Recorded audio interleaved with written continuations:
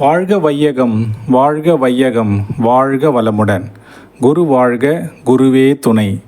தியானமே யோகம், யோகமே ஞானம். தமிழ் ஆனந்த யோகம். வாழ்க வளமுடன். இன்றைய சிந்தனை துளியின் தலைப்பு இறைநிலை கொடுத்த சுதந்திரம். அறிவாகிய தெய்வமே நானாக இருக்கும்போது எனக்கு ஏன் துன்பம் வருகிறது என்ற ஒரு கேள்வி நம்மிடையே வருகிறது. அப்படியென்றால் தெய்வம்தான் துன்பம் படுகிறதா? ஏன் இந்த தெய்வத்திற்கு துன்பம் வருகிறது? ஏன் இப்படியாக ஒரு இயற்கை அமைப்பு இருக்கிறது? நம்மிடம் ஒரு கெட்ட எண்ணம் நம்முள் தோன்றும்போது அறிவாகிய தெய்வம் ஏன் இப்படி எண்ணியது என்றுதான் தோன்றும். அதேபோல அறிவாகிய தெய்வம் ஏன் சினப்பட்டது? ஏன் இந்த அறிவாகிய தெய்வம் கவலைப்படுகிறது? இப்படியெல்லாம் நம்முள் அடுக்கடுக்கான கேள்விகள் எழலாம். நடைமுறையில் நமது வாழ்க்கையின் நிலைமையை பார்க்கும்போது அறிவாகிய தெய்வம் வாழ்வது போல் இல்லையே, இதற்கெல்லாம் என்ன காரணம் என தெரிந்து கொள்ள வேண்டியிருக்கிறது. அறிவாகிய தெய்வத்திற்கு ஏன் அனைவரும் துன்பம் கொடுக்கிறார்கள்? இதுவரை எழுந்த கேள்விகளுக்கெல்லாம் பதில் வேண்டுமெனில் மகரிஷி அவர்களின் தத்துவத்தை ஆழ்ந்து விளங்கிக் கொள்ள வேண்டும். அதுதான் கர்மவினை தத்துவம். உயிரின் மையத்தில் அறிவாகிய தெய்வம் இருந்தாலும் அந்த அறிவாகிய தெய்வம் உயிர் என்ற சுழற்சியில் சுழன்று வெளியேறி அதிலிருந்து படற்கை நிலையாகிய மனமாக விரிந்து விரிந்து வருகிறது. மனதின் ஒரு முனை மனமாக இருக்கிறது, மனதின் மறுமுனை தெய்வமாக இருக்கிறது. அதாவது மனதின் அடித்தளம்தான் அறிவாகிய தெய்வமாகவும் இருக்கிறது. மனம் என்பதை மேல் மனம், நடுமனம், அடிமனம் என்று மூன்றாக வாழ்க்கையின் அனுபவத்தால் பிரித்து பார்க்கிறோம். இதில் அடிமனம் என்பது அறிவாகிய தெய்வமாகத்தான் இருக்கும். ஆனால் மனிதனின் செயல்பாடுகள் அனைத்தும் இந்த மேல் மனம், நடுமனம் இவற்றின் அடிப்படையில்தான் அமைகிறது. ஆழ்மனம் சொல்லக்கூடியதை மனிதன் செயல்பாட்டுக்கு கொண்டு வருவதே இல்லை. எனவே செயல்பாட்டில் இருப்பது மேல் மற்றும் நடுமனமாக மட்டுமாகவே இருக்கிறது. இவ்வாறு இருக்கும் நிலையில் முதலில் இந்த மேல் மனம் மற்றும் நடுமனம் என்பது தனது தேவையை நிறைவேற்றிக் கொள்வதற்காக புலனோடு இணைந்து பொருள்களோடும் நபர்களோடும் தொடர்பு கொண்டு தேவையான பொருட்களை பெற்று அனுபவம் செய்தது. அறிவாகிய தெய்வமே நானாக இருந்தாலும் அந்த அறிவாகிய தெய்வம் படர்ந்து வரக்கூடிய நிலையில் மனம் என்ற நிலையில் அல்லது உணர்தல் என்ற நிலையில் அழுத்தம், ஒலி, சுவை, மனம் என்பதை உணர்வதற்காக படர்கிறது. அந்த உணர்தலை பெறுவதற்காக படற்கை நிலையை எய்தும் போது அந்த இடத்தில் அறிவாகிய தெய்வம் மனம் உணர்வதற்கான சுதந்திரத்தையும் கொடுத்து விடுகிறது. கொடுத்துவிட்டு அதை அறிந்து கொள்ளக்கூடிய அளவில் அடக்கமாக இருக்கிறது. இந்த இடத்தில் மனதிற்கு ஒரு சுதந்திரம் கிடைக்கிறது. இதுவே இறைநிலை கொடுத்த சுதந்திரமாகும். முதலில் தன் திறனை உணர்வதற்காகவும் அதன் பிறகு தன்னையே உணர்வதற்காகவும் தான் இந்த சுதந்திரம் மானிடர்களுக்கு மட்டும் பிரத்யேகமாக கொடுக்கப்பட்டுள்ளது. அற்புத சிந்தனை வழங்கிய ஐயாவிற்கு நன்றி. வாழ்க வளமுடன். வாழ்க வளமுடன்.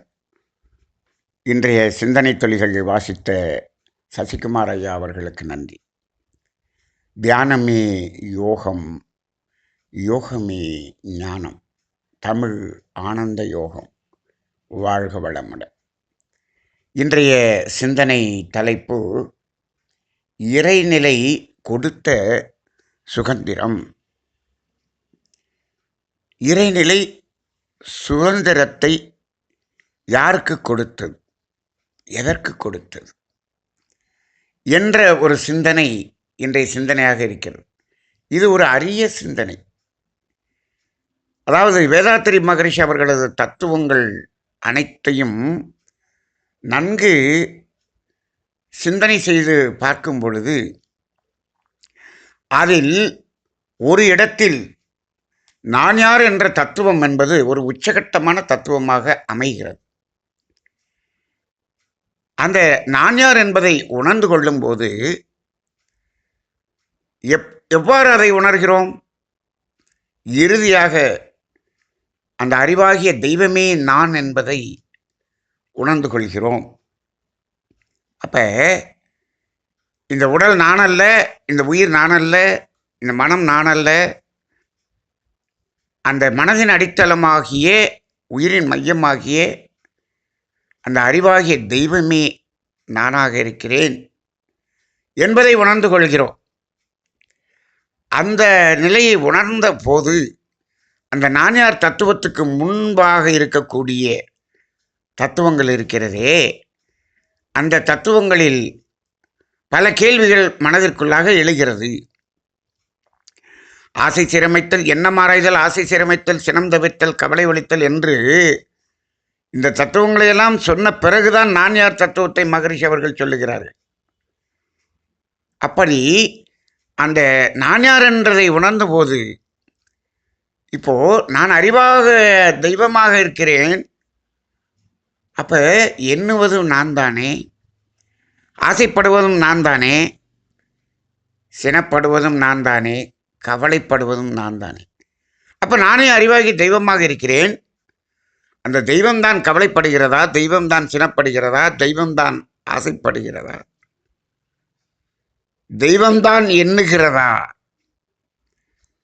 அப்படி எண்ணுகிறது என்று சொன்னால் இது ஏன் இப்படி தீய எண்ணங்களை எண்ண வேண்டும்? இப்படியெல்லாம் பல கேள்விகள் நமக்குள்ளாக எழுவதை பார்க்கிறோம். பொதுவாக இதற்கெல்லாம்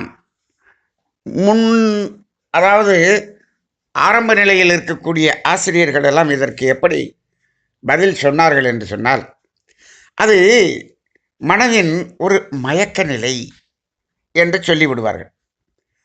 மயக்க நிலையில் அது அப்படி இருக்கிறது. மனம் விழிப்பு நிலையில் வந்துவிட்டால் அப்பொழுதுதான் இதெல்லாம் தவறு என்று உணர்கிறது.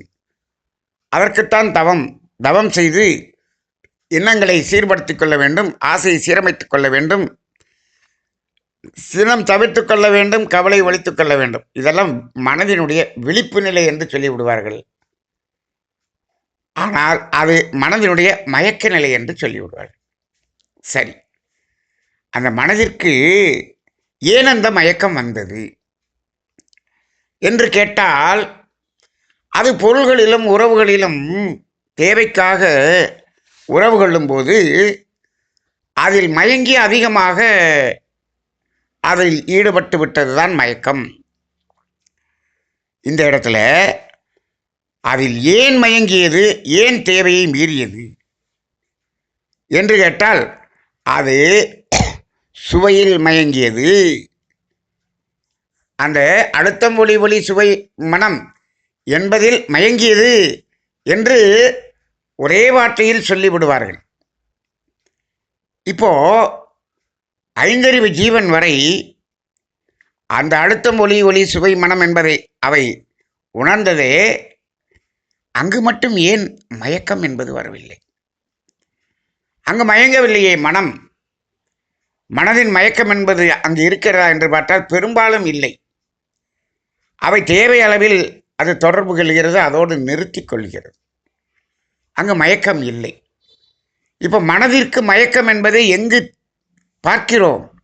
மனிதனிடம்தான் பார்க்கிறோம். மனிதன்தான் தேவையை மீறுகிறான். தேவையை மீறி அந்த அனுபவம் மீண்டும் எண்ணமாக வரும்பொழுது தீய எண்ணங்கள், பேராசை, சினம்,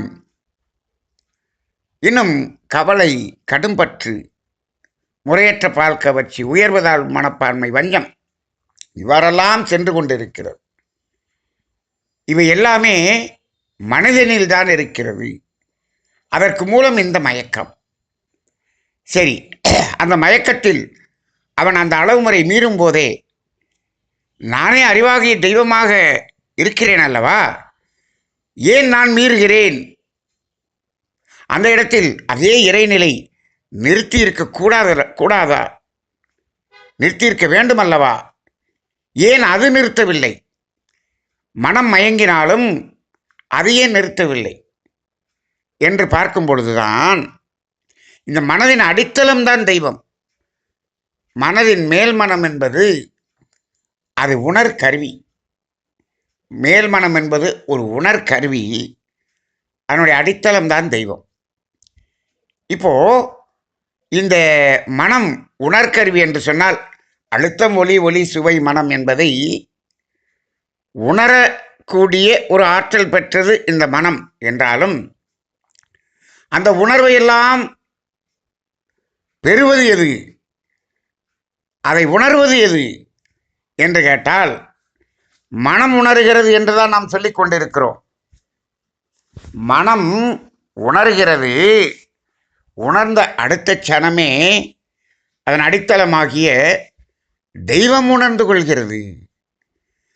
அப்ப இவை அனைத்தையும் உணர்வது தெய்வம்தான்.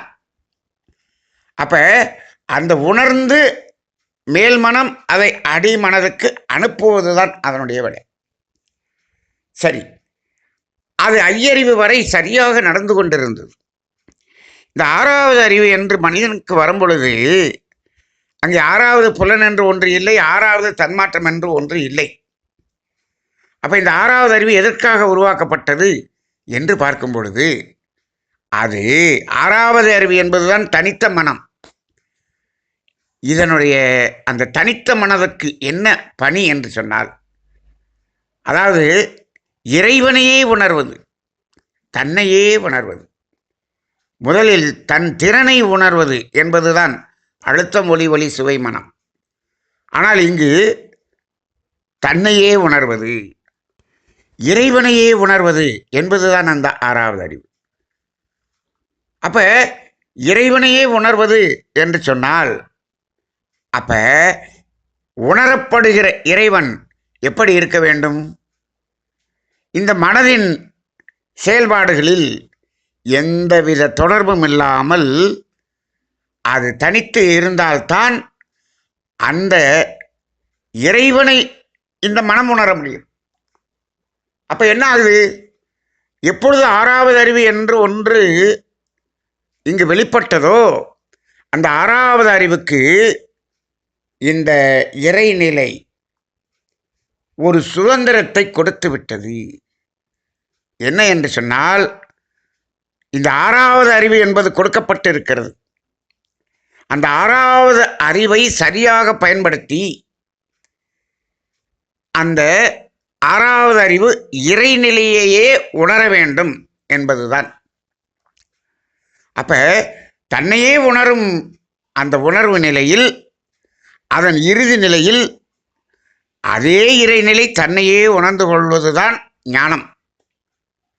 அப்ப அந்த அடிப்படையில் இந்த மனதினுடைய செயல்பாடுகளில்